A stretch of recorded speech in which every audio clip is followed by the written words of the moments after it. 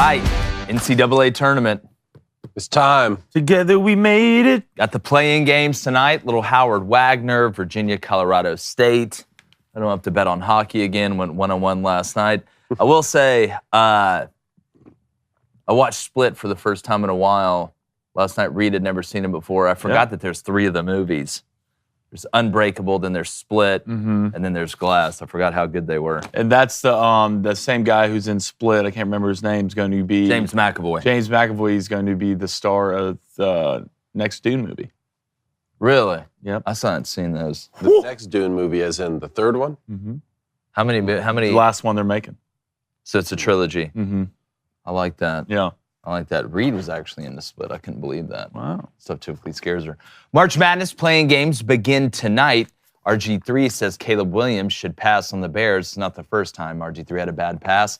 And Tim Brando joins us to break down all the madness that is now upon us. I'm Jake Crane. Let's talk about Cinderella on Crane & Company.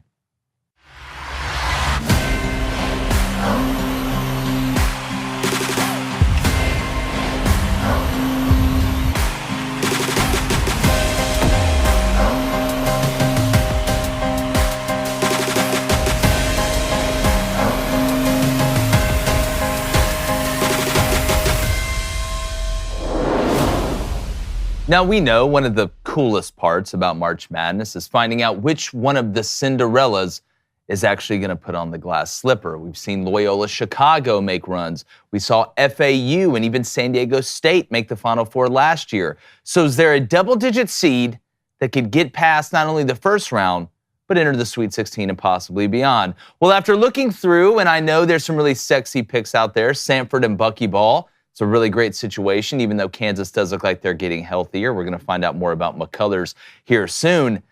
The team I'm going with is New Mexico for many reasons. Now, some people say they may be a little bit overseeded. Some people say Clemson may be a little bit underseeded. But when you look at the numbers and you really break down who's playing the best now, Clemson's playing pretty much its worst basketball of the season, and New Mexico's without a doubt playing their best. So let's crunch the numbers a little bit. New Mexico has the highest scoring offense in the Mountain West. New Mexico has the fewest turnovers per game in the Mountain West. New Mexico leads the Mountain West in not only steals, but blocks as well. And they're 8-0 on a neutral floor. But it's not just about the numbers. You need great storylines.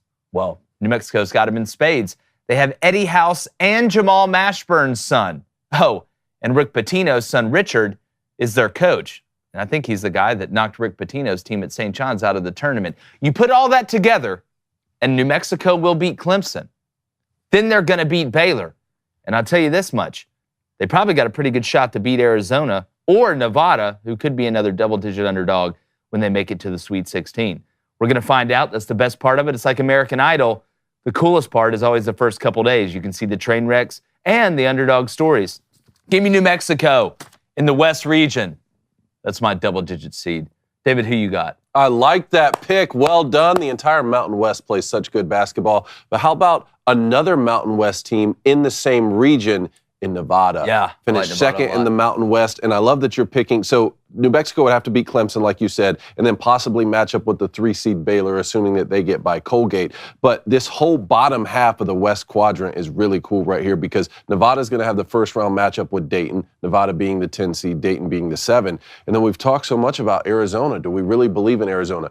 The 3 of us were at the Final Four when Caleb Love really took over for North Carolina, beat Duke, made it to the national championship. They ended up losing to that Kansas team. We've also seen Caleb Love be sort of problematic, had to transfer out of North Carolina. He's at Arizona now. You could have a potential Nevada-Arizona second-round matchup. And then for the Sweet 16 in the bottom half of that West quadrant, what if it's New Mexico 11 seed, Nevada 10 seed, a rematch that we've seen throughout their conference play this year. And then obviously NC State is one that I just keep having a lot of question marks. You know, in the bulk of the season in February there, they lost a lot of basketball games, but then finished the season on a 5-game win streak, ran through the whole state of North Carolina with wins over Duke and UNC. They also beat Virginia to capture their first ACC championship since 1987. They're an 11 seed in the South region, matchup with Texas Tech in the first round. I don't know. I'm going back and forth on whether I want to have NC State make a deep run. Yeah, and people kind of, they're on both sides of the fence of of, well, it's good if you make a run in your conference tournament, get the momentum going into the NCAA. A lot of the data says that it's doesn't behoove you as much. Now, I think NC State played like 5 games in 5 days, but if you're a team like Auburn that only had to play 3 games in 3 days, that's totally different. I'm a firm believer in you want to be playing your best ball when you get to the conference tournament, get in the NCAA tournament. And there's some sneaky teams, Blaine, that now I don't think there's going to be a 16-1. I don't think there's going to be a 15-2. No. But I tell you, there's some in that 10 through 14 range. It's pretty interesting. Yeah, it's a 12-5 I'm looking at right now, and a team that I'm looking at right now to be my Cinderella, I think I'm going to go with the James Madison Dukes. You think they're going to beat Wisconsin? I think Wisconsin has vulnerabilities. I do. I mean, I know Wisconsin's playing well lately, but they have struggled throughout the year. And let's look at this James Madison team. There's 2 teams right now in this tournament with 30-plus wins. That's UConn and James Madison. Let's go back and look at last year. What team that made a huge run last year had 30-plus wins? That's Florida Atlantic, right? I know it's the Sun Belt and it's James Madison. It's a little different. And for me to say they're going to go that far, how far do you got them going? I mean, I look at their matchups right now. Wisconsin beatable. I've seen Duke be beatable before. Yeah. Especially you have Terrence Edwards Jr., who's an absolute talent. James Madison has weapons. They run an efficient offense. They don't turn the ball over. And I think Terrence Edwards Jr. is good enough to almost play anywhere in the country if he wanted to. And if they can get hot at the right time and take care of the ball, they have room to win a couple games. So I do think you're a 30-plus win team. Florida Atlantic was in the same way, and you come out hot, I think James Madison can roll a couple wins together. Yeah, I feel like James Madison just got a bad draw, man. When I watch Wisconsin, A.J. Storr, the way he's come on has totally changed that team. You know, Wisconsin kind of hit that lull. They were a top 10 ranked team in the country and then lost, a decent amount of games in a row. And then A.J. Storr really turned it on. You look at Chucky Hepburn, which I think is one of the best names in college basketball. That game against Illinois they played where it was A.J. Storr versus Terrence Shannon. I mean, that's about as good as college basketball you're going to get. I think if James Madison would have got like the St. Mary's draw or the Gonzaga draw, a team maybe out of that WCC, it'd have just been a lot better for them than Wisconsin, because Wisconsin down low with Kroll and Wall and kind of the front court that they have. It's going to be a hell of a game. I mean, you're going to have to beat good teams to advance anyway.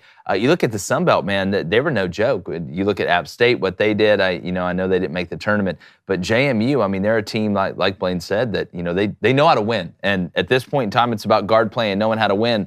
That's why I got New Mexico. You want to talk about bad draws? There's 2 other double-digit seeds that I really like a lot. That's Drake and UAB. So that's the 10 seed in Drake out of the East, and then UAB, the 12 seed out of the East. And we talked just about how this region is such a gauntlet. So UAB with the San Diego State first-round matchup, who went to the national championship last year, right? So that's the 12-5 there. And then Drake would get Washington State in the first round. But even if they win, that's a possible second-round matchup with Iowa State. God, do we like Drake versus Iowa State? Is that going to be the first just big dog to go down? I don't, man. I like Iowa State. I know they're playing so they just good right now. They just held Houston to 41 points in this conference championship. They're playing so good. And then for UAB, let's say you're able to get by San Diego State, who play suffocating defense themselves. Congratulations, you're probably going to meet up with in-state opponent Auburn. And I just, you talk about playing with house money and all that stuff's great, but I tell you look at that East region, it is just an absolute nightmare. I almost, if there was any possible way for me to feel bad for UConn, which deep down I don't because they won it last year,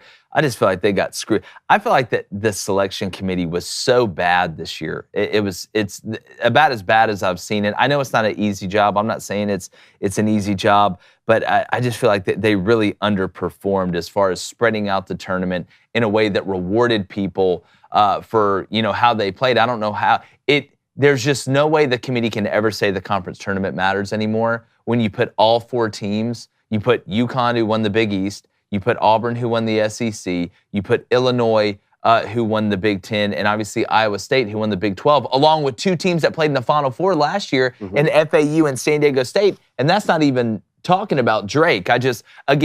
We have way too many athletic directors and lawyers making these decisions. They don't need to make them. Y'all need to be worried about how much money is in the school budget. We need to have actual basketball people making these decisions. We need to have actual football people making the playoff selections in college football. We've got to stop letting bakers try to be blacksmiths. It just doesn't make sense. We need to listen. This isn't a math test. We need actual sports people in there that are in that realm that understand what's going on. But we want to know who you're picking as your Cinderella. It's got to be a double-digit seed. I don't want to see some, 4 seed that you got going the Elite Eight. Like somehow that's going to be the most shocking surprise of all time. But regardless, all right, we know BetOnline, they officially launched their March Madness Bracket Challenge. You need to go sign up. Winner walks away with $50,000.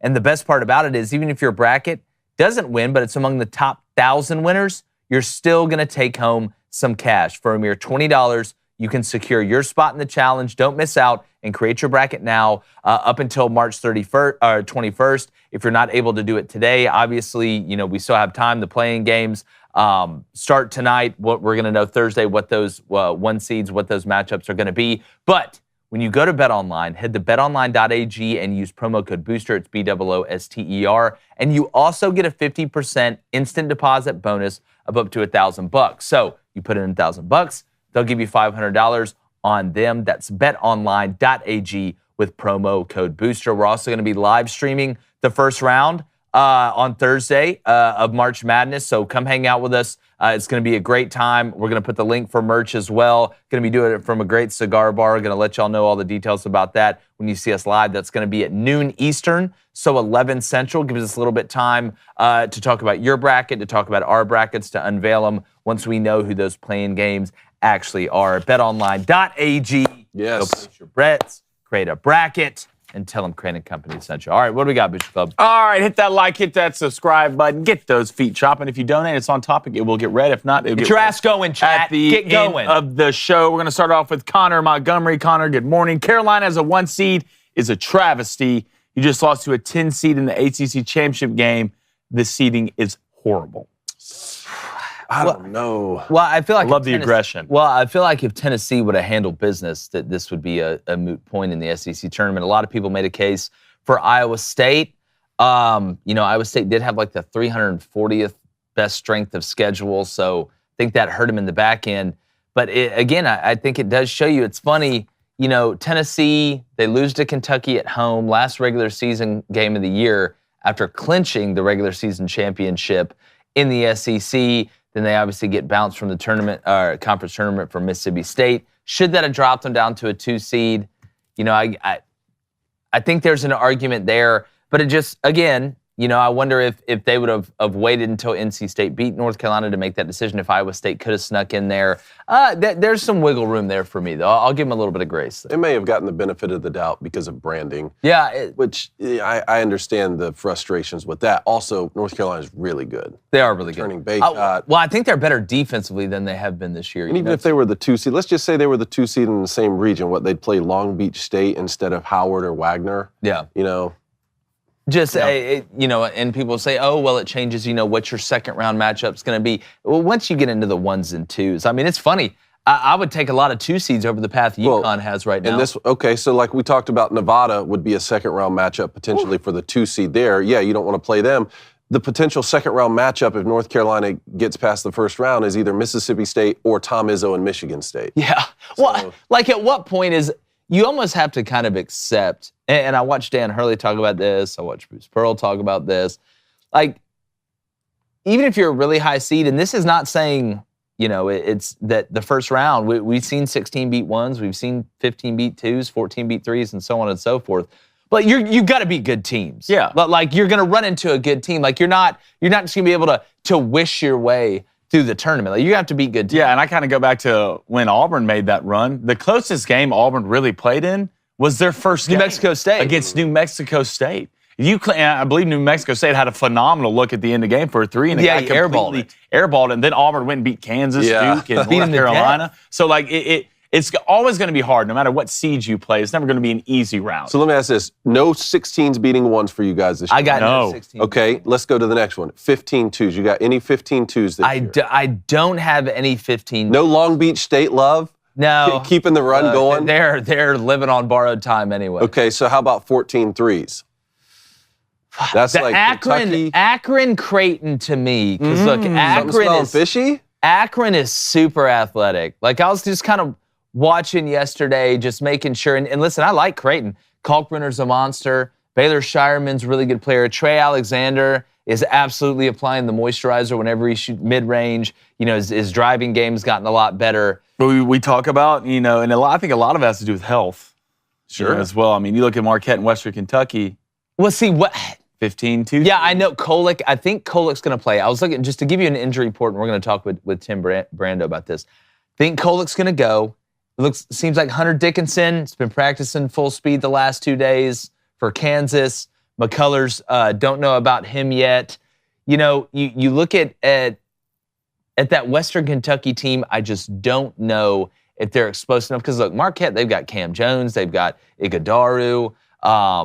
You know, Kolick, obviously he's the one that stirs the drink. He turns it into barbecue chicken. That's his quote, not mine. Barbecue chicken. But I tell you what, Marquette, I think where that hell's going to get them. And everybody, after the Florida injury with Hanglockton, are like, oh no, you know, and I get it. You know, I hate it for the kid. That's not what I'm talking about. But this Florida team is really good. Yeah, really well coached. Like, they are, but they've got everything. You've still got Condon, who's a monster. You've got Hawk, who's a problem. Samuels is 6'10", and he's going to be more athletic than probably anybody he plays. Then you look at their guard play. I mean, Richards come on. Clayton's been good. Zion Pullen, you know, I know he wasn't great against Auburn, but he's had a phenomenal season. Like this Florida team, I believe it. I need to go back and look at the bracket. I think I may have Florida playing Kentucky. I haven't unveiled my last one. I think I've got him in the 8. Dude, I'm telling you, I think Florida beats Marquette. Yeah, I think I have them in the 8 right now. I mean, Houston's at the top of the South region, so, you know, they have to deal with that when they get there. Houston's finally healthy, too, and looking good. So, either way, that's the South region you're talking about. I don't know any other 14 threes. I mean, we got Illinois, Morehead State. I know Morehead State's a great story, but Illinois, you're not stopping Terrence Shannon. North Dakota State, or South Dakota State. South Dakota State, they're playing Iowa State. God, they just always got a couple trees running around. They do, and they've made, I don't think they've ever won a game in the NCAA tournament. And I don't think this is one of the best teams they had. They had a guy, I'm trying to remember his name, was it Dom? I think it was like Daum a couple years ago. That was an absolute problem. I think he's in the G League. May have got some time in the NBA, but he was an absolute monster. All right, let's go to Browns and Beards. He says, who do we think will go the furthest out of these teams? JMU, Drake, McNeese State, and Charleston. It's a good question. I don't see Charleston beating Bama. I don't think their guards can stay in front of them. I know, you know, you look at Torvik rating and, you start using algebra and trigonometry together and everybody's like, oh, Charleston has a chance. Mark Sears with Estrada, you know, with what Alabama has, I don't trust Grant Nelson, but I don't think Charleston is going to be able to get past them. James Madison, I think if it was any other 12-5 matchup other than Wisconsin, I would really like James Madison. But something keeps stopping me. I got Drake beating Washington State, who's been a great story in the first round. Tucker DeVries, remember that name. He's the coach's son. You're going to know after the first round who he is. I've watched this guy play all year. I'm looking at that Drake-Iowa State game in the second round. And I like Iowa State. They're playing really good. But Iowa State, you know, there's been games where they've been explosive on offense. I think Drake can score with them, and the style's not too conflicting for Drake to be in that game. And if Drake is in that game at the end, I'm telling you, the coach's kid is an absolute dog. Yeah. Some people are going to watch him and they're going to be like, Dalton Connect? Like he's similar. He can shoot the lights out. Can shoot it. He can drive it. He's big. It's defensively where I think Drake can match up with Iowa State. That's, if I had to, McNeese, here's the problem with McNeese. I know they beat VCU. They beat UAB. There's some good wins on there. They've won a lot of games. They play chaos ball. Mm-hmm. It's a style of absolute chaos. They're going to turn you over. They want to run. They got a little bit of a dunk city to them in the way that they want to play up and down. But everybody's talking about it. Like, everybody's like, oh, McNeese, this is the 12-5. This is the 12-5. Yeah. Gonzaga's hearing this every single... Mark Few needs no motivational speech for Gonzaga. I watched Gonzaga go into Kentucky and kick their ass, dude. Now, this isn't the best Gonzaga team. They don't have Suggs. They don't have some white dude that's, 40 that's been playing at the Y, wears high socks, a headband, and listens to disco music. Like, I don't know. This always happens. There was last year, maybe it was a couple years ago, everybody's talking about these 12-5s, and I just kept saying, nobody's talking about Richmond, Iowa. Nobody's talking about Richmond, Iowa. What happens? Richmond, I think, was the only 12 to beat a 5 that year. It's the ones that don't get talked about. So I'm telling you, watch out for UAB and San Diego State. Not just because Andy Kennedy's a damn good coach, not just because Vasquez is hotter than a fat kid at summer camp that's stuck in a cave. Like it just. What about Yale at Auburn? I mean, 13-4, correct? What about it? Yale. That's my Final Four sure team. Yale is a extremely slow pace. Well, team. they can be. Which, I mean, look, and we've seen Auburn come out and not shoot well in games. Well, we've said that, but they've shot like over 55% like the past 8 games. Auburn's going to beat them by 20 points. Yeah, here's the problem. You need to shut up. Here's the problem with Yale. Mahoney, one of the best shooters in the country. Yeah. Nice. Polakaitis can shoot it. Mbang, really good point guard. He's not going to be afraid. They got that 7-foot Israeli wolf down low. I don't want to jinx it. Want to knock on wood. Obviously, I'm rooting for Auburn. I just don't. Auburn defensively is suffocating. Like they're just suffocating. Like the looks you're going to get in this game, and at any point in time, we talk about Janai Broome. It's going to be him and Whoop. But who's going to guard Jalen Williams? Who's going to guard him? Like, and you look at the depth. That's the thing. Yale may come out, and they probably will. They'll probably hit their first 4 threes. They'll probably just close their eyes, bank a couple in, do the measurements, do the science, and mix it with the math, and find a way to be up like 8-4 at the first commercial break. But Auburn just comes at you in waves. They're like the water that's hitting the rock. Like you're not going to see it as it disintegrates it, but come back about halfway through the second half. Oh my God, how are we up 25? Like Auburn by 25. That's what I'm calling. God, I hope you're right. Let's go to George. George, what is up? He says, why does everyone think Charleston will upset Bama? Because Bama doesn't play defense, even though Charleston's defense and offense are statistically a lot worse than what Bama's is. Well, it depends on what rating you look at. And it's when you look at the competition that Alabama played as opposed to the competition that Charleston played, it's kind of muddies the water.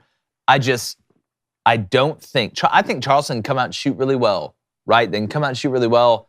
Unless they're going to score 90, I don't think they can run with Bama on offense. Like Bama offensively is legit. Yeah. Legit. And it's not just shooting threes. They can drive. They get to the foul line. You've got, like I said, you've got Mark Sears, an old guard that's running the point. You've got Estrada. You've got Reitzel, who's healthy now, who can get about as hot as anybody. I just don't see Charleston being able to. They would need Alabama to play really bad offensively to have a chance to win. I just don't see it. I agree. Let's go to Samuel Leonard. Samuel, what's up? He says, good morning, gents. First time catching the stream. Wanted to give a big shout out to my Sanford Bulldogs for making for the first time in 24 years. I met my wife there, and our families had 13 people attend. Go Dogs. And how far? I thought he was about to say 13. How far do you think we can go, boys? I think they can beat Kansas in the first round. I think they can. I'm a root for them. But again, that's one that everybody's talking about. And after I saw that Hunter Dickinson, here's the thing, and I know it was early. Sanford lost to Purdue 98-45. Yeah. I saw the first game and what of the does year. Purdue have? Yeah. That thing. Love chocolate. Yeah. Like Hunter Dickinson is a monster. I don't doubt he'll play. It's just how effective is he going to be? Well, it's like, here's the thing, how can you be that big and not be effective? Yeah. Like that's. If it's a shoulder injury? Well, it's, again, Sanford has nobody. Yeah, and a lot of it has to do in how the game gets called from a referee standpoint. Like, it's to the point where I think, I don't know if you brought it up today, like, he's basically making teams getting to the bonus. Well, Edey draws 9.5 fouls a game. Like, Dickinson, it's when you look at Hunter, and you look at the way this Kansas team is built, I mean, look, I think KJ is a problem for Sanford. Sanford has to go in and I think they've got to shoot over 45% from three. They got to start hot. Like you got to start hot. Look, I love Hunter Dickinson, man. One of the best bigs I saw play at Michigan. Was disappointed when he transferred Benedict out. Arnold. He is Hunter Benedict Arnold Dickinson. Exactly that. I have to say. Thank you. I love the emphasis. That was my pick to win the championship preseason. But let's just say he plays. Let's even just say he was 100%. What's going to happen now with McCullers? Yeah, and look, McCullers is a big part, but Furphy, the Australian, he gets going. I hope, I'm rooting for Bucky. It's a great story. You know, as a high school coach, got the Sanford job. There's a little bit of backlash on whether he should have got it. Well, there's no more backlash now. Some people were saying if Nate Oates went to Michigan, which he won't, the Alabama coach, he just got an extension. I think he's got an $18 million buyout. He better start winning the tournament. Like, this is what I told Alabama fans. Really excited yesterday, and they should. Nate Oates, a hell of a coach. He better start winning the NCAA tournament. Because at some point, all this other stuff's nice, this regular season stuff's nice, but you've got to make runs in the NCAA. I agree. Let's go to Ruka. Second, if Samford, because he asked how far could they go if they do beat Kansas, right? Let's just say they take advantage of those injuries. The second round matchup would either be Gonzaga or McNeese, which Jake just talked about. And another problem with, McNeese, the style of ball they play where they're up and down like that and high flying, Gonzaga is really like the worst type of team to play against. Yeah. That. So fundamental, so disciplined. Yeah. But either way, that would be your second round matchup. Which So Samford, I think, could beat Gonzaga. Yeah, and then congratulations, you probably get Purdue unless there's an upset, right? So they're in that top quadrant of the Midwest region right there. Purdue in that second round against... It would either be Utah State or TCU.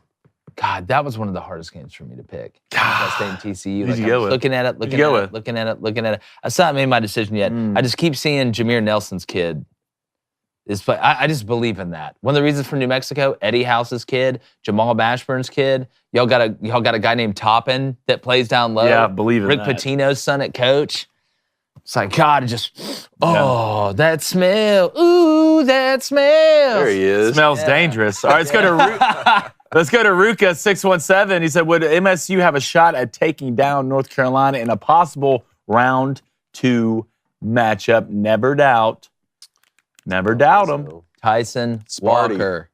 Tyson Walker. Here's a question. Which MSU are you talking about? Yeah. Because Michigan State plays Mississippi State.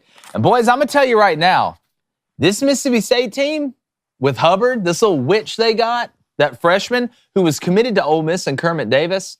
Kermit Davis gets fired. He switches and goes to Mississippi State and has saved their season, in my opinion. I think Tolu Smith's been pretty good. Jeffries is an older guy, kind of a matchup problem with his size at guard. Shaquille Moore's kind of taken a back seat because Hubbard's kind of their primary jump shooter now, and he goes as Mississippi State goes as he goes. But that Tyson Walker, Josh Hubbard matchup, to me, this is going to be a fantastic. You talk about a physical basketball game.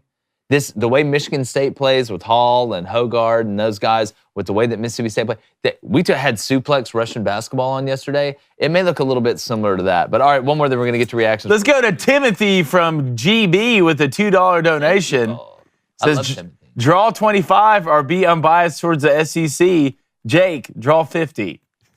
I mean, what? I'm confused. Tell me an SEC team. Michigan State, Mississippi State. That's a toss-up, but it's an 8-9 game. It should be a toss-up. South Carolina, Oregon is a very, very interesting game. I mean, outside of that, I think the SEC's favored to win in every other. There's nobody that I can remember right off the top of my head that kind of snuck in. The SEC got 8 teams in, buddy. Them in the Big SEC 12. Really good basketball. This shit ain't a walk in the park over here. Like, you got 8 teams in. So that SEC bias stuff, it's dead. Listen, we take over basketball too. We come in your house, we take over what you do best, and this is what we do. What's next? Gymnastics, football. I think that's what he's talking about. Yeah, but tell me where I'm wrong. Football. Okay, tell me when to stop. Baseball. Softball. Women's basketball. Gymnastics.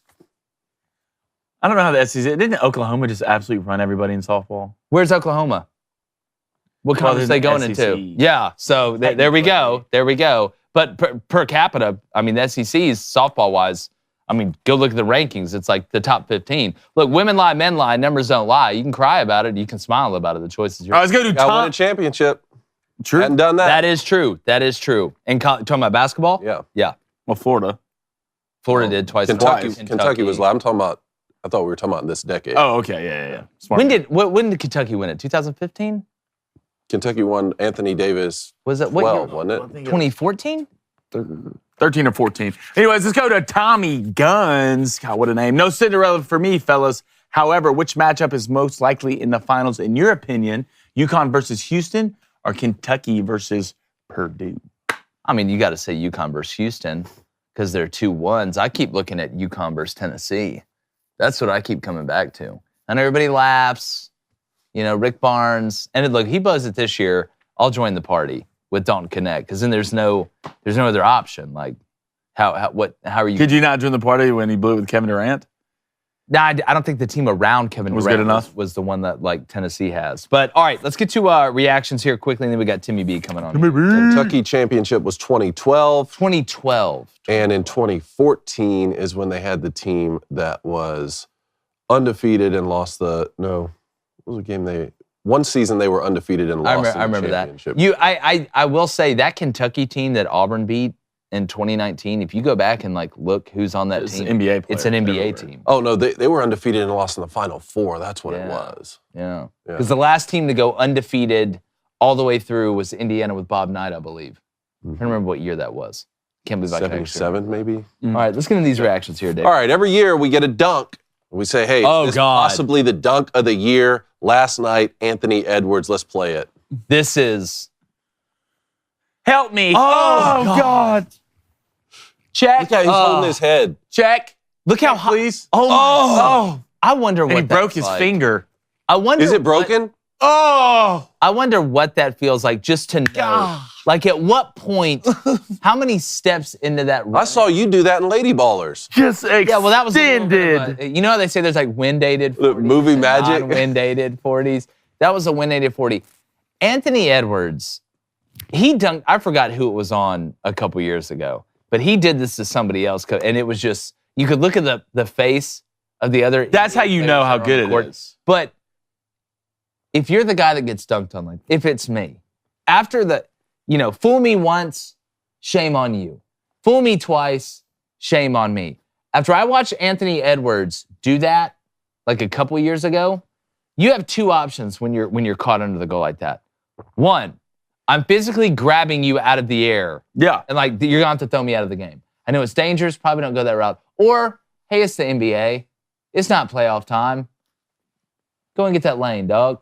Go and get that top 10 dunk. Not gonna be on me. It's one of those things because I do think by the time that guy turned around, he didn't even know. So once you get into that point, you turn around and you see someone flying, you have to tackle them in midair. Like You have to. Your family's there, dog. This is on national television. You're gonna let yourself. I will not get dunked. I'll take that tech and I'll go home. Give me the fine. Yeah. I don't have to watch 3 weeks later or 4 months later when they're showing Anthony Edwards for the. Well, dunk. it's like why am I walking into my girlfriend's house and I'm on a poster? That's the dunk of the year. That'll live for 40 years. Yeah, that's the dunk of the year. Yeah. Like, that's Can we watch it one more time?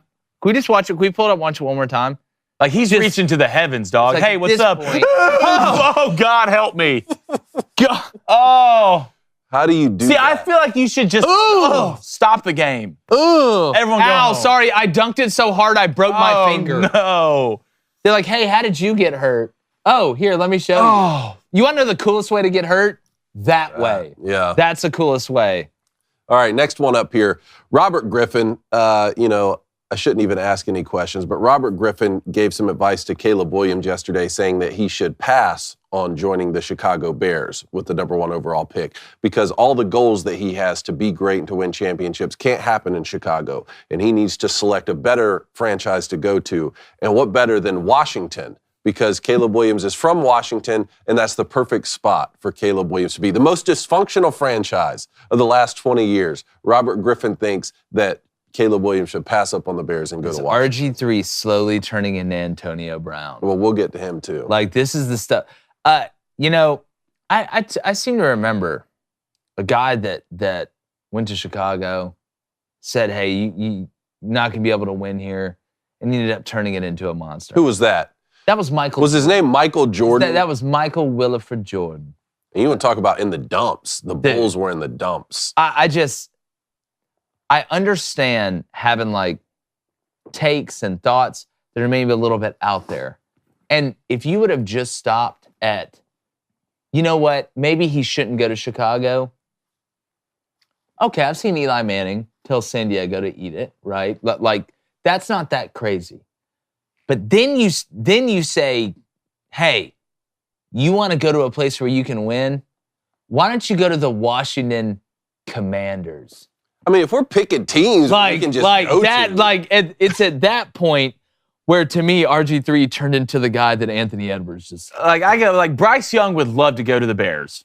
Like, Oh, God. Oh, God, please. Like, let's really look at this Bears team. Like, no, let's seriously break this. And I know the coaching has been great. They haven't had a coach be there for a long time. But, I mean, if you're the number one pick and you're a quarterback, you're walking into a pretty damn good defense who got better after the signings they had. 2 elite receivers in Keenan Allen and DJ Moore, and a top 10 tight end. Your offensive line isn't great, but for the number one pick, now do Carolina. You're the number one pick, and you're a quarterback, and you're walking into that situation, and you either go to the Commanders. Like, I just don't understand. Like, this to me is clickbait. It's clickbait. It's clickbait. RG3 has nothing good to say, so he's going to come out with the most controversial shit that doesn't make sense and get up here and well, like again, to me, if you would have stopped at, hey, I think Caleb Williams should tell Chicago no.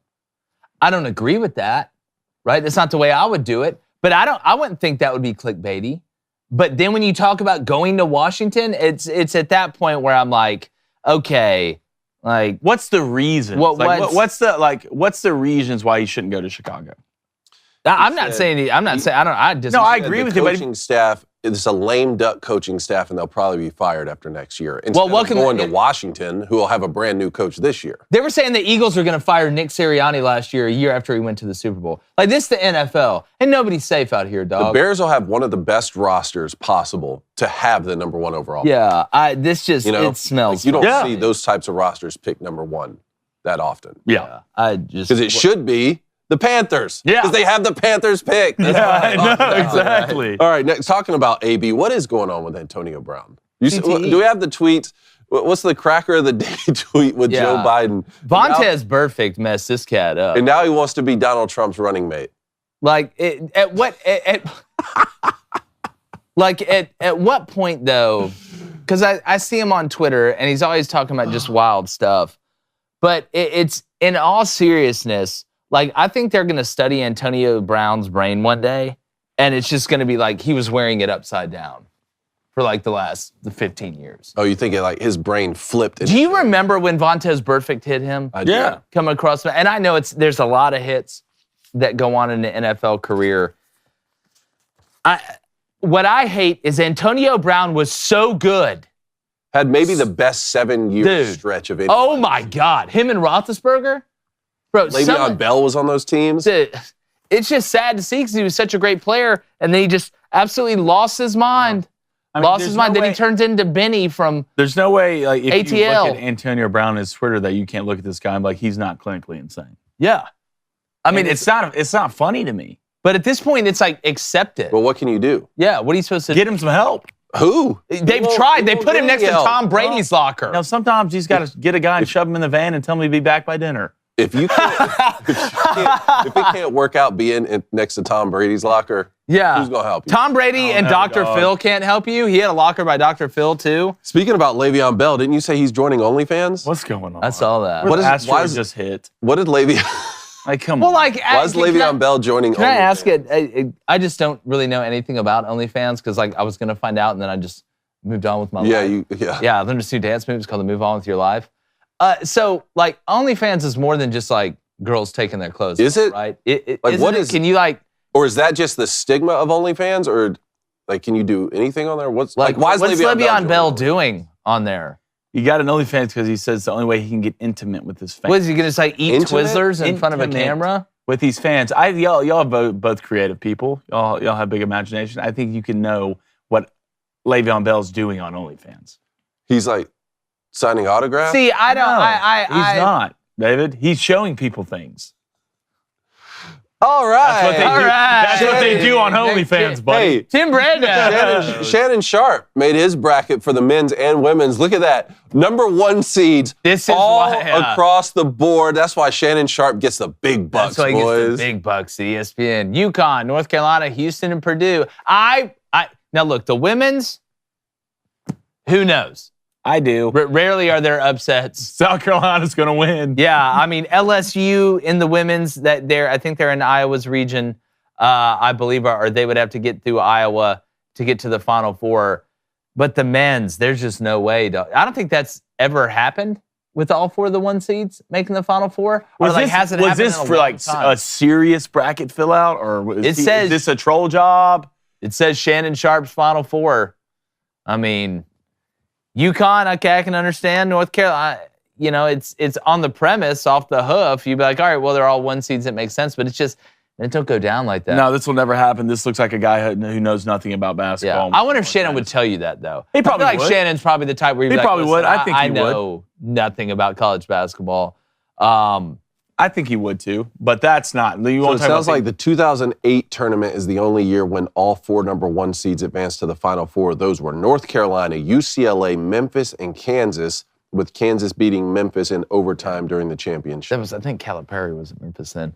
Yeah, so one time, and we've been playing the NCAA tournament since what, like 17, 14? Yeah. Before we dumped that tee in the harbor? Mm-hmm. All right, Man, next one up. Bethlehem State had a good team that year. Sounds like Kirk Cousins is going to wear number 18 for the Atlanta Falcons. Why do I bring this up? Because he was number 8 before. Kyle Pitts, number 8 on the Falcons now. There was a conversation about what would Kirk Cousins have to do to get number 8 from Kyle Pitts. And he said, hey, man, just targets. Just one lot of targets, you know? Now Kirk's going to be number 18. Yeah. Does that mean Kyle Pitts isn't getting the football for the Falcons? He just threw him like 6 passes, and he's like, nah, I'm going to wear 18. Like, it's straight. Drake, go run some more routes. Like the more I think about Kirk Cousins being in Atlanta, it kind of reminds me of the guy off Napoleon Dynamite when he starts dating that black chick Yeah. and start wearing like LaFonda? start wearing like the do-rag. LaFonda, and the yeah. chain. Well, he That's- reminds me. that's No, when he Kirk reminds me of Cousins slowly turning. of Trailer Park Boys. You remember the white guy? who Yeah. thinks he's black. Yeah. Yeah, I know you're talking about. But look, The J-Rock. Me and my J-Rock, moms. baby, yeah. Me and my moms. I'll tell you what, this offense for Atlanta is going to be dangerous. I mean, you look back at what Kirk and he did with Hawkinson. I mean, Oh, they'll be better. from a tight end standpoint, I think Kyle Pitts will probably have his best year this year. Well, he can throw a forward pass and complete it. So, like, the Falcons are already better. It's great. All right, a couple more here. While we were looking at the possible dunk of the year, let's go ahead and look at this left-hand shot by Kyrie that you were talking about Yeah, yesterday. This was over Jokic. Play this. This is super slow motion. Kyrie, the painter. You can see, dude, him and Luka together. So you're going to your left. Jokic is on him off the inbound. Yeah, you got the big Serbian on you. This Look is at this. such a Look at hard this. shot. Dude, Lefty. that's just like, that's not even a shot. That's just a heave, and it's cash. Straight net. Cashmere, left hand drip with the sauce. It just that. I mean, it's almost from the 3-point. Like, that was almost a 3-pointer. I mean, these guys. It's funny, you know. We watch the PGA Tour. You're like, man, these guys are good. And look, do I watch the NBA every night, especially the regular season? No, I think college basketball is a much better product. But these guys are so incredibly skilled. And I actually buy into, I think the best athletes in the world are in the NBA. I don't think that's crazy. What's more impressive, that or let's go ahead and bring up Scotty Scheffler. Some things that I've never been able to do on a golf course, some human beings can. Watch him pick the yardage with every one of these clubs and see how dialed he is. Play this, please. All right, let's roll it. Driver, start at 305.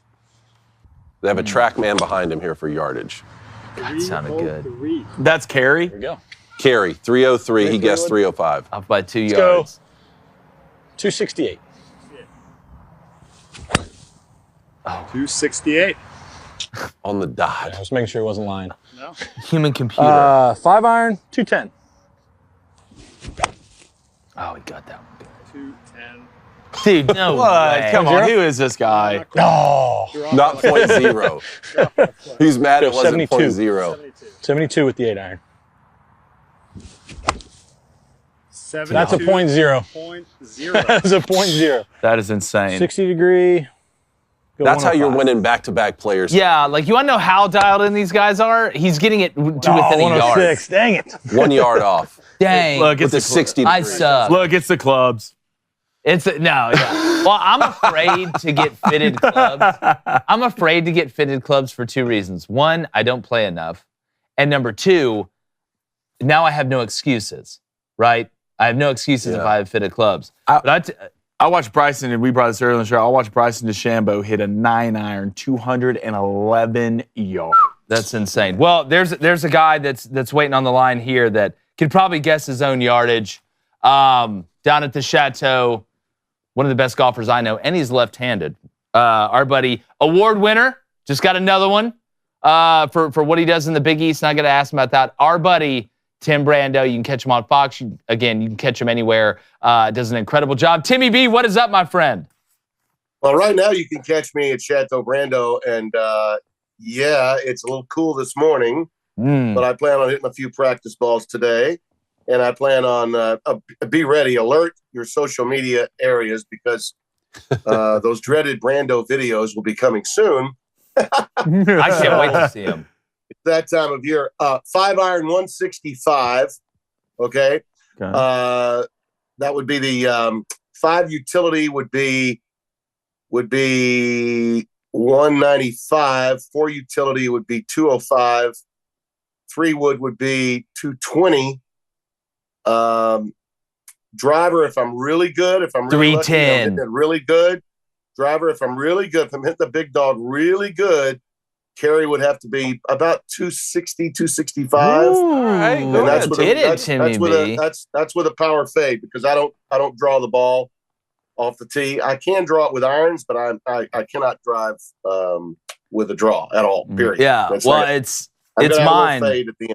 Yeah, some people call mine a fade. Some call it a slice. It just depends on if you're an optist or a pessimist. That's the way that I look at Well, it. there is a difference. There is a major difference because a cut, when you say cutting it, a power fade means you got all of it, but you're controlling it. You're keeping it in play. You know, anybody who wants to tell you that you're a wimp or a wuss or, you know, get your pedal pushers on because you're not able to draw the ball, that's just testosterone overload. I learned a long time ago, especially as an amateur, because when I started playing, I was an old baseball player and I hit duck hooks all the time. I was like a pull hitter as a left-hander. I hit more great foul balls than I hit fair balls. You know, I would get my hips out in front of my shoulders and I would yank it. And Turn and burn, baby. OB is OB, baby. And that's a bad score. So I learned that to stay behind the ball. And, you know, if you're a front foot hitter in baseball, you're screwed in golf. You got to learn to stay back on the ball. Yeah. Okay. You can't swing if you're a lefty like Rafael Palmeiro. You got to swing like Will Clark. You got to stay back. You got to stay without, you know, and then transfer that weight from left to right. Those are my tips from the tee from Timmy B. Wisdom. I love it for you this morning. Wow. I always wondered how good of a golfer Ken Griffey Jr. would have been. Probably pretty good. Yeah. Probably with pretty that swing, man. Just it was so best pure. Best left-handed golfer I've ever been around. That was a baseball player is Freddie Lynn. That makes sense. Fred Lynn and I played a lot of golf when we were doing the College World Series together back in the early and mid '90s, and we played in Omaha. Played Omaha Country Club many times, and I marveled at how he could just. I was like, my God, you could have played on tour. I mean, he really could have. He had that kind of skill set. You know, he's just a really talented guy. When you play with guys that are, you know, world-class athletes into other sports, whether it's hockey, baseball, whatever, they're in a different league. They're in a different category. Well, what's funny, the best golfers I played with that played baseball were pitchers. It was funny how those two things kind of played a charity event with Ryan Howard one time. He was blasting balls. Good God. Off the tee. Bolts is really good, fellas. I bet he is. Really good. I played with Francis We Met when I was young. It's pretty. Francis We Met? Yeah, he's pretty sweet. It's pretty sweet, guys. Y'all will like him. Timmy B, all right. I got to get in this NCAA tournament. Obviously, we're all excited about it. Talked about Cinderellas. I really like this New Mexico team as a double-digit seed. You know, with the guard play, with Toppin and them down low, I think they can win in a multitude of ways. But you always got to have that like special sauce too. There's always, you know, that storyline to the team. You look at Eddie House's son, Jamal Mashburn's son. Is there a team? Number one, what did you think about the selection committee? How do you think they did? Because the Big East did only get 3 teams in. And then is there a Cinderella? Is there a dark horse that you like to maybe make a little run, a little Timmy B special? Yeah, I got a couple of them. I think the one that has the chance to go the furthest is actually my boy, the Fighting Will Wade's down in Lake Charles, Louisiana. McNeese. Yeah. I love them. And I think the other team that could go far is James Madison. JMU is a very dangerous team, and they're going to be playing a very hot Wisconsin team. But beware. I mean, if you're looking at 12-5 games that are tough ones, are several, okay? Grand Canyon, really tough team. So, I mean, that is and I think that team has a great chance of beating St. Mary's and advancing. And I think Tom Izzo's club is going to make it to the Sweet 16 again, believe it or not. I really do. I think the Spartans, I was very impressed with the way they played Purdue in that defeat at the Big Ten tournament. And they have just been there and done that so many times before. They seem to be rounding in some shape, in my view. But that McNeese team can really run with a lot of clubs. They can do it in ways athletically that a lot of teams with that high of a seed, or that low of a seed actually, couldn't do it. So there are some teams out there to keep an eye on. As for the committee, look, I understand. I mean, I had a first-class seat, as you well know, throughout the entire Big East season. And those three teams, Seton Hall, St. John's, and Providence, all have a right to be upset. I get what Pitino was saying about the net. The net is something that all of us are told is, irrefutable. Well, apparently it is in many respects, because when you see so many teams that had nets way higher than that of St. John's at 32, and what was it? Indiana State was at 27. Indiana State was at 27. Yeah. In the net, didn't get in. I think it speaks, though, to, and this is why you're going to hear it, like it or not, the march towards going to 80 is going to be there, and it's going to continue to be there by virtue of a lot of those teams that were victims of seeing bids being killed by the automatics with all those upsets. When you see the committee chairman say we had 5 bids stolen, in the last 2 or 3 days of championship week, that tells you all you need to know. Yeah. This was a bizarre year. I really can't blame the committee the way so many fans are, because that's just the way the cookie crumbles. Going in that if there are a lot of bids stolen, like the one in the Pac-12 with Oregon, like the 5 games in 5 days, congratulations to Keats and NC State. Saved his job, Timmy B. Saved his job. Yeah, absolutely. Just like Sonny Smith did back in 1986, as you recall. If you're an old Aubie, you know what I'm talking about. He took that team to the Elite Eight the year after Barkley left, and everybody had him run out of town. Got a new 4-year deal out of it. So it's not as if it hadn't happened before. I saw Balvano go on a run very similar to that in '87. His last great run, I was in Landover, Maryland. This year's ACC tournament was in D.C., but NC State won in double overtime against Wake Forest and came back, beat Carolina, who was a can't-miss 1 seed with Kenny the Jet Smith and Doherty and all those guys that were playing back in the day. Of course, both those teams got punched out pretty quickly in the NCAAs. Georgetown stole a bid, you might recall, when they won the Big East title in 2021. Ewing barely won any regular season games, and they went on this run and won the Big East tournament. So it happens. It just happens.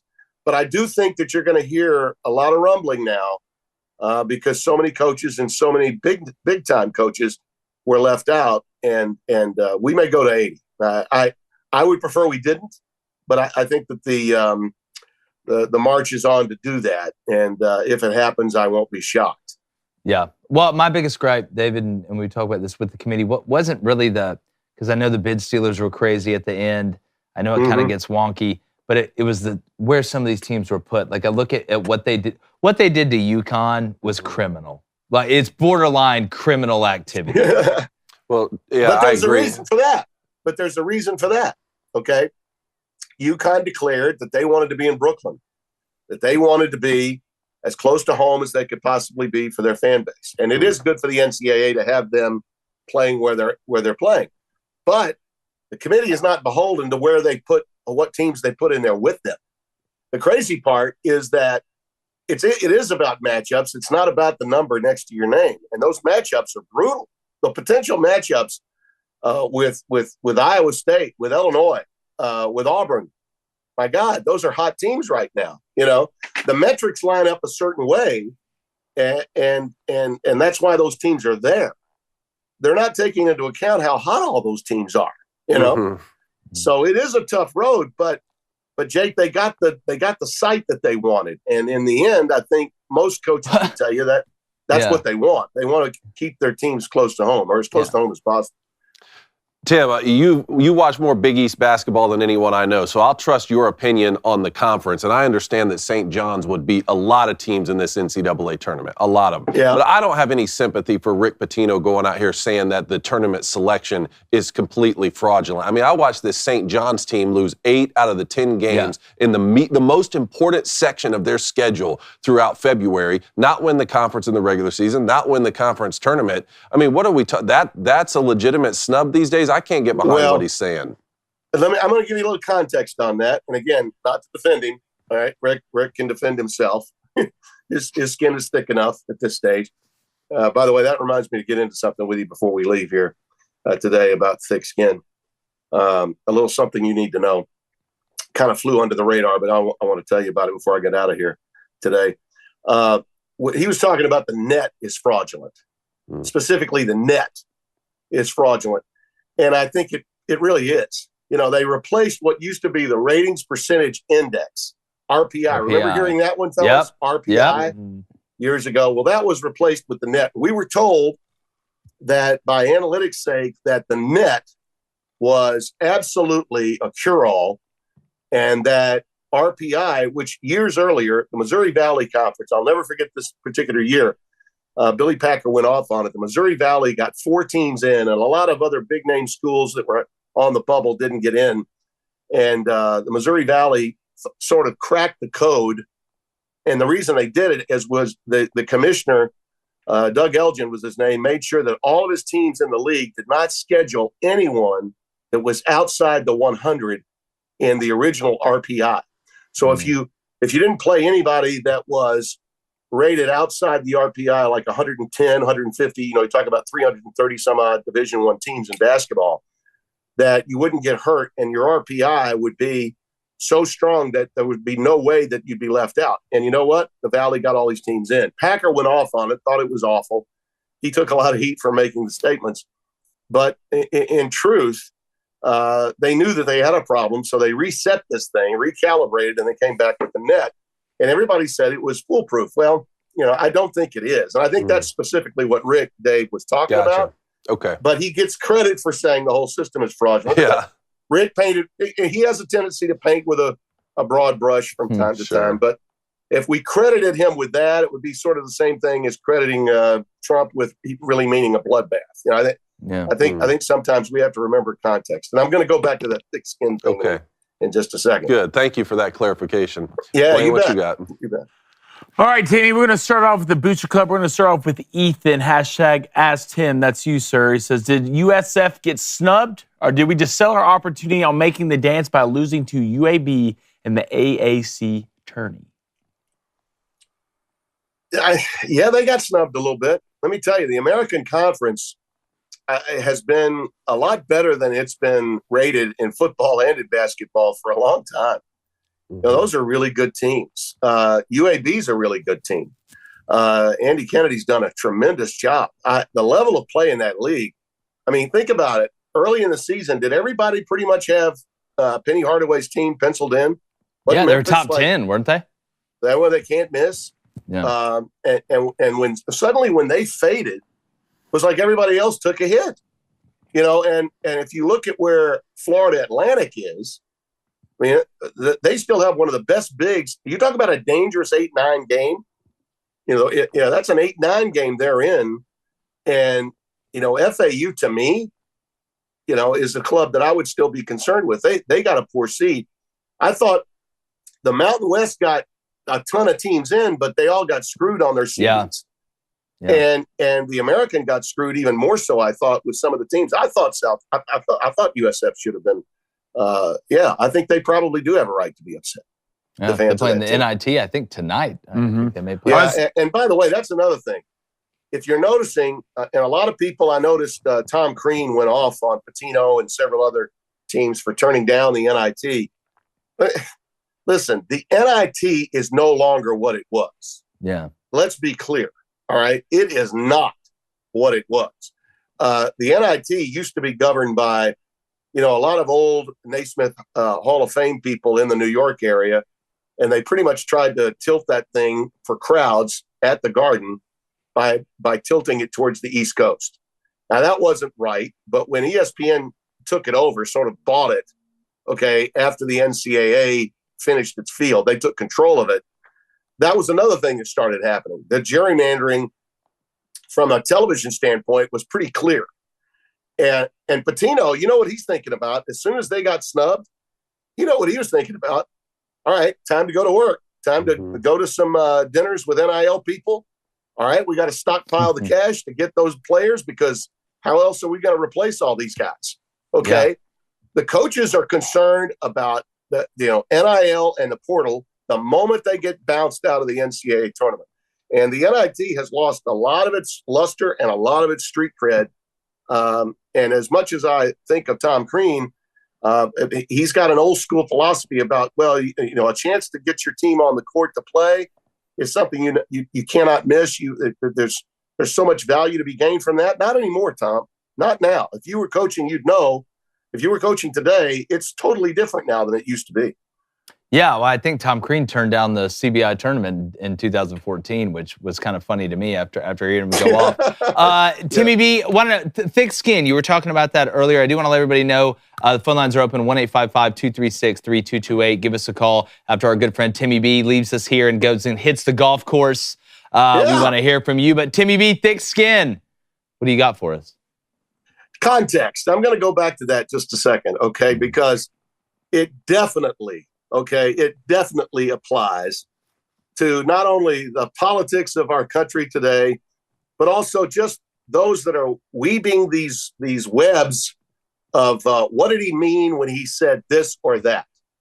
The other day, in the middle of calling a ball game, in the middle of taking a throw from Rob Stone, they were talking to the guys that were leaving the air in the studio. We're talking about the differences in this UConn team versus past UConn teams. They were getting ready to play Xavier in the Big East tournament, and I reacted to their toss. There's a little something we call in our business now seamlessness. Sometimes when the studio throws it to the guys calling the game, I think it helps sometimes to listen to the guys and what they've been talking about before you begin to speak, right? Does that sound reasonable to you? Yeah, well, I've noticed the SEC Network actually asks a question to go into, like, they'll be like, hey, to the guys calling the game, what do you think about this? I guess maybe that's kind of that same ball game. And years ago, when I was doing the SEC tournament, we did the same thing. Dave Neal might have been hosting. He'd throw it to us. I'm working with Joe Dean Jr. or Larry Connolly. Dave. We would attack. We would react to it. So I said, as they were throwing it to us, I said, the only thing that's changed about this UConn team is the skin of its head coach. All right. And that is that Danny Hurley now is more comfortable in his own skin. Yeah. Okay. He's more lighthearted now. And he's owning the fact that he's a quick trigger with a boisterous personality that can sometimes be a little bit volatile, and people react to it that way. Okay. He had if you remember, he had a little set to after the Providence game when they buried him at the end of the year with a fan. Those things happen. Yeah. But once it's over with him, he moves on. He's not worried about it. Being comfortable in your own skin means your skin has gotten thicker. Okay, that was a reference that I made. And then I turned to Jim Jackson. We started talking about the game. Well, it's halftime. Okay, it's halftime of the game. And my phone is blowing up because somebody that represented Awful Announcing made a little sign like, what did he mean by that? Yeah. Okay? Oh, because Kevin Ollie. When Brando referenced skin. Okay, so skin, just saying it, supposedly meant I was making some sort of reference about race. Okay, I wasn't making any reference about race whatsoever. Okay, all you had to do was listen to what was being discussed and then my reaction to it, and then we went on. It's now time to talk about the game. But that's the mindset of what's out there today. Even a term like that. Now, granted, it wasn't an epic response by me. I was just trying to tie what they were discussing to what we were about to do. Okay, that's all. Simple. Now, whether it hits or whether it connects, that's subjective. You can either say it was decent or indecent. I wasn't great. It's not going to win me an Emmy Award, but it certainly wasn't racist. But that was the implication. That was what, and it was clearly they were trying to bait me into some sort of a conversation. Immediately I looked at it and then I saw the yahoos that were responding to it. And that's exactly what takes place today in all forms of media, whether it's the politicos or sports or whatever. I must tell you, my initial reaction was, because you're on the air and my initial reaction was to to react. And then I said, you know what? And I had some guys that were close to me that said, no, Timmy, we all know. I just took a throw from Donnie Marshall and Laval Jordan. I'm working with Jim Jackson. I don't think that they felt that I had offended them in any way. So how in the hell am I? Yeah. And if anybody knows you, and guys have watched you, about what this guy thinks. Yeah. It just, again, it shows you kind of where we're at in society now. It's everybody's just waiting to pounce, to misconstrue something. And that's one of the reasons why we're getting dumber. It's unending. Okay. Yeah. We just cannot get away from it. And I thought, how typical, but at the same time, we just have to, that's a point where you have to just say, okay, this thing, just put it down, shut it off, don't bother with it anymore. And that's what I did. I put it down, I shut it off, and I didn't worry with it anymore. But it took some people close to me to say, Tim, don't worry about it. Just forget it, let it go. As the kids say nowadays, go touch grass. And they couldn't be more correct. But Timmy B, speaking about touching grass, I know you're about to go out there and let it ride a little bit, my friend. Thanks so much. Enjoy the tournament. Fantastic job, too. Of course, yes, please. I was all prepared to give you my Final Four. Bad news, obviously, for the Big East that they didn't get those 3 teams in. It is a bit of a travesty that they only have 3 in this NCAA tournament field. But, all right, here's the good news. I think all 3, are you ready? All 3 Big East teams are going to make the Final Four. Wow. Just as they did in 1985. Wow. I love the draw. I love the draw for Marquette. I think they'll eventually take out Kentucky in their region. I think Creighton is the perfect team to be the only team that I could see on the side of the bracket that could bother Purdue is Creighton. So I see Marquette, I see Creighton, and the other team that I think that has a really good shot of getting there, obviously, is UConn. So Marquette, Creighton, and UConn. And Arizona, the only non-Big East team, wow, the 2 seed out of the other region. I don't think North Carolina will get there. So those are my 4: Arizona, UConn, Creighton, and Marquette. Your 4 teams in my NCAA tournament Final Four. Well, I find Arizona's strategy very, very intriguing. They just go try and get the best player from each continent around the globe and put them on the same team. It's a NATO meeting at every practice. That's what Lloyd did for Few. Yeah, that's true. That was his recruiting guru internationally, and he's carried it on into Tucson. But I'm telling you, Tyler Kolek coming back, and I think he will, is going to help Marquette get to the promised land. And let's credit the committee for not taking Marquette off the 2 line, even though they lost in the Big East tournament final. Definitely. Well, Timmy B, go hit him straight, my friend. We'll see how it works out. Could be a big tournament for the Big East if that's how it goes down. Tim Brando, one of the best in the business. Thank you, Tim. Thick skin, great dude, and a lefty. Hit him straight, man. On the course. But Timmy B, appreciate you, buddy. All right. Well, we're going to get to calls in 1 second. Going to get back to the Booster Club really quickly. You ever wonder how much your personal data is out there? Well, guess what? There's a lot of it. All right, a lot more than you think. What do data brokers do? They sell your information, your address, your phone number, try and get your social security number, all that stuff, and they sell it to the highest bidder online, and anyone on the web can get your private details. It's time to take control of your personal info with Delete Me. It shocked me how much of my stuff was out there. What is Delete Me? They're a hands-free subscription service that removes personal info from being sold online. You get a detailed report in 7 days, and they'll remove that info every 3 months. Again, your digital footprint, way bigger than what you think. I saw every address where I lived at, where my family lives at, phone numbers that I've had in the past and present, which scared me more than anything, especially, if you're the head of the household. But to put it simply, Delete Me does all the work, wiping you and your family's personal information off the web. Data brokers hate Delete Me. So take control of your data and keep your private life private by signing up for Delete Me. And now at a special discount for our listeners, you can get 20% off a Delete Me plan when you go to joindeleteme.com/Crane. That's joindeleteme.com/CRAIN. Use that promo code CRAIN at checkout. That's the only way to get 20% off. Joindeleteme.com/Crane. Enter code Crane at checkout. Joindeleteme.com and delete your problems off the internet webs. All right. I love it. Let's go to Matthias in Kansas City, Missouri. Matthias, what's up? Son of Methuselah. How you guys doing? What's up, man? Can you hear me?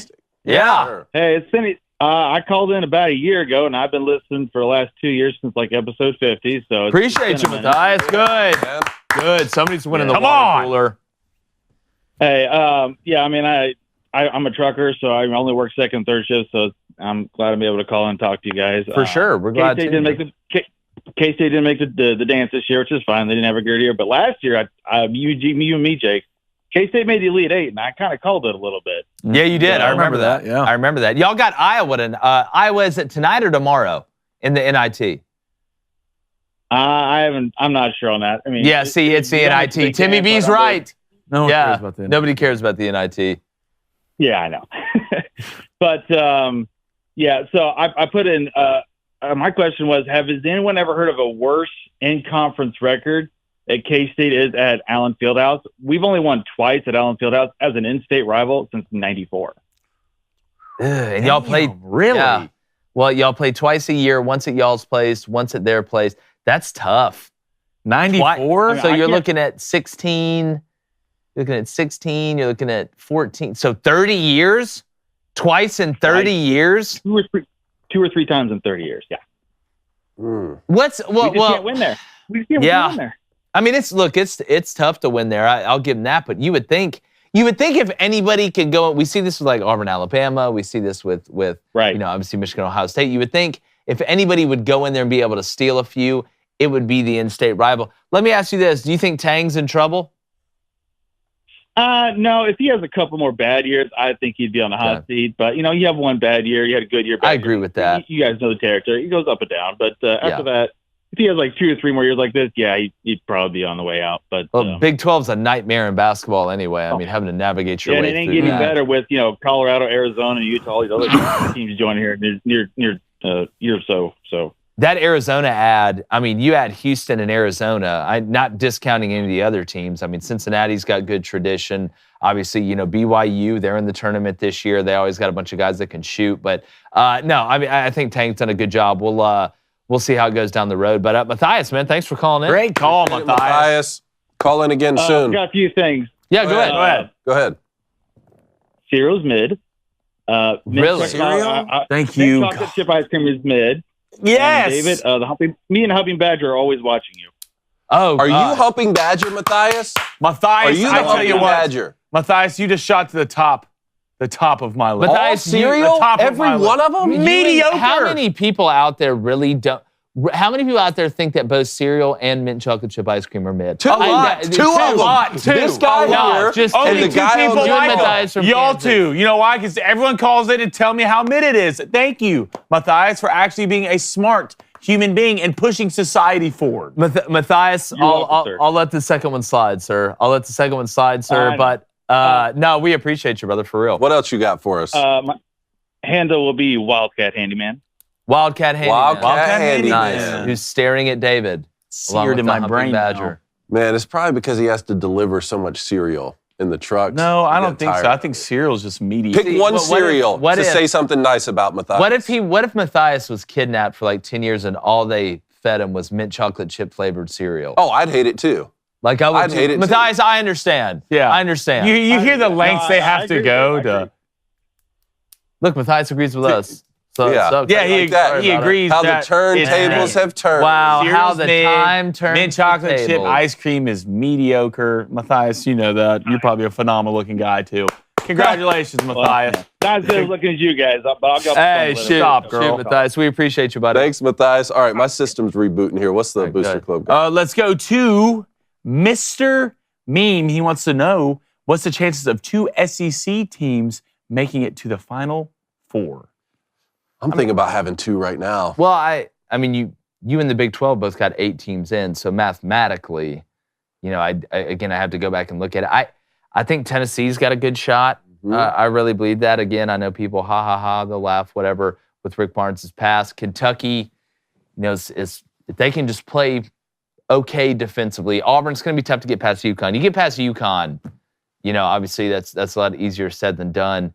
Then you got a chance. I mean, outside of that, I think Florida's dangerous, man. I don't think Mississippi State's getting there. What about Kentucky? Yeah, I think Appreciate Kentucky, again, defensively, if they just play okay, they'll be able to score enough. Alabama, Same thing as Kentucky. I think Kentucky's got a little bit more potential offensively with Dillingham and Shepard and Reeves, but Bama can fill it up too. I would say Tennessee's your best bet. The question then becomes, who would be that second team? I think it would have to be out of either Auburn, Alabama, or Kentucky. I think that would be the second one. Let's go to Dex 5890. He says, don't let those Missouri Valley teams stay close. Ask Kansas. Yep. Bradley knows 6. I think Northern Iowa has also got a couple over the years. Yep. Loyola also more than once. Yeah, well, I mean, Drake, I think, is MVC too. Which I'm just telling you, I'm looking at that Drake, Iowa State, second round matchup, man. I don't know. It's interesting to me. All right, let's go to my bracket's perfect. Well, buddy, I hope it ends up being that. If so, you can give me some pointers. Fellas, I can't decide on how far Purdue is going to go. Can you give me some realistic expectations for the Boilermakers? They have the winner of FAU Northwestern in the second round. No, they have the winner of Montana State. Well, I'm sorry. Well, yeah, in the second round, though. Utah State, TCU. UConn, that's right. UConn is FAU. TCU's interesting. Utah State, again, Braden Smith's health for Purdue. That's what has hurt Purdue. It's been the guard play in the tournament, right? And it's typically been defensively. Braden Smith isn't able to go. They're going to have to play. They've got Lawyer, who's really come on. They've got Gillis, who's got a lot of experience. And then is it Mortimer? Morton? I think is a defensive specialist who they hasn't played as much this year. He played a lot the past couple of years. If he's going to have to get some run in there to help him defensively. Who would be the Sweet 16? So then their possible Sweet 16 matchups will be Gonzaga, McNeese, Kansas, or Sanford. Man, it just feels like Purdue again. I do think they have the easiest path out of any of the 1 seeds. I think TCU may give them some problems. I think TCU actually. TCU's a sneaky team now. They are a sneaky team. It's just down low. Do they have enough? Again, they got Jameer Nelson's kid at guard. It ought to be interesting. All right, Blaine, one more, and then let's get to the bet board here. All right, let's go to Purple Llama. What is up? It says, which Big Ten team will go the deepest in the tournament? Well, Woo! Illinois or Purdue. Wisconsin, I think Wisconsin can get past Duke and get to the Sweet 16. It's getting past the Sweet 16 for Wisconsin. But if they play the way they've been playing, they can roam with just about anybody with that style that they play. Give me Illinois. Illinois? Okay. Give me Illinois. 3 seed out of the East? Yeah, give me Illinois. The bold strategy, Cotton. Let's see if it pays off for him. Definitely. All right, speaking about bold strategies, Howard versus Wagner. Howard Wagner sounds like a guy. Nope, that's Howard Hughes. Again, playing games start tonight. I'm going to go with both of them. Give me Howard minus 3.5. I think they're a better team than Wagner. I think Wagner only playing with 7 guys. Not that that's super duper crazy, but they kind of snuck through their tournament. I like Howard by at least 4 tonight. That's at minus 108. And then I know Virginia plays a slow style. They want to keep it low scoring. Colorado State, I like Isaiah Stevens a lot. Give me the over 121. That's at minus 108.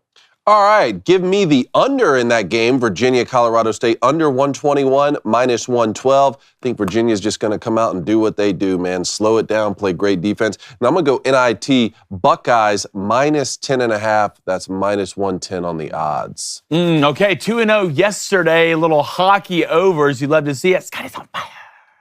We're going to keep it hot right now. I'm going Howard. I'm rolling with the big boy Crane, minus 3.5, minus 108. I don't know where the other side of my parentheses went, but we're not going to talk about that. And then give me Virginia, plus 2.5, minus 110. I think Virginia, I don't think you've been in a bad place to take Virginia money line here. It looks like you got kidnapped right before you finished the money. I think you did that. And just I didn't notice to make me look bad, but we're going to talk about it later. Ace is good. We're all riding. Pretty much everybody's riding the Howard train tonight. Could be good, could be bad. Howard minus 3.5. Ace is going to take him at minus 108. And then Colorado State minus 3. That's going off at minus 110. Ought to be interesting. I have 3 more reactions for us here quickly. Jerome Bettis Jr. has committed to Notre Dame. Yeah. Play where his father played. Yeah. Play wide receiver, though. Really? Yeah. He's not a running back. No, wide out is Failure. what I understand. Failure. Should be interesting, though. No, look, go ball. Next one up, Chris Sims came out with his top 5 wide receiver list for this year's draft. Tier 2, Marvin Harrison Jr. Clickbait. Clickbait. This is I want to stay relevant. Yeah. Is that all? How do So you, look, like I do think There's no way you can look at Marvin Harrison Jr.'s tape and be like, well, he's NFL ready, but he's not Malik Neighbors or Brian Thomas. Malik and Brian Thomas are great. They are great. I feel like you can put Malik and Marvin in the top two. I agree with I really think Malik is going to be a hell of an NFL receiver. I think Malik's top speed is a little bit different than Marvin, but I think Marvin has better hands, and I do think they're equal when it comes to route running. But Brian Thomas Jr. should not be ahead of Marvin Harrison Jr. Yeah, I agree. 100%.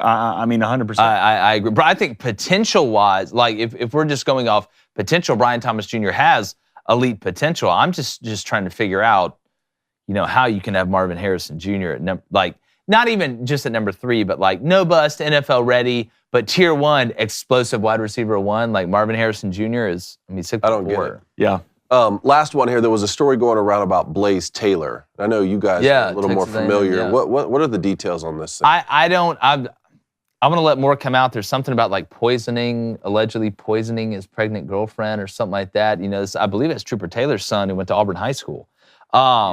But it's, I want to wait till a little bit more comes out because that's, if that is true, that's a different kind of evil. But again, it's alleged. I want to see kind of the more details come out.